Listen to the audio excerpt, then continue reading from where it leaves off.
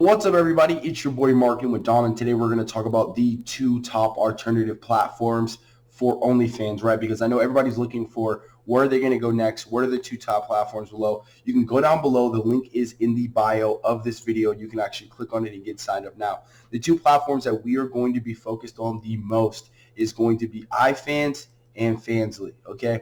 There's two different reasons why, and they're pros and cons, and we're going to kind of break down those two things today. Let me close this down a little bit. And we're going to break down the two differences, right?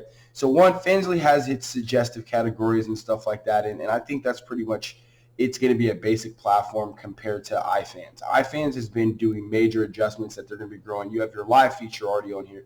You have your ability to actually do shout out for shout out. When you do shout out for shout out and people start purchasing content from another creator, you get paid for that. So to me, that's one of the most powerful things. You share somebody as a fan or subscriber and you actually get paid. You don't have to worry about trying to figure out who's, doing the best. If you're being able to promote a creator on your end and that actually creator is making money but they don't make you money, then you actually still get a piece of the money that you make them, which is super powerful for shout out for shout out.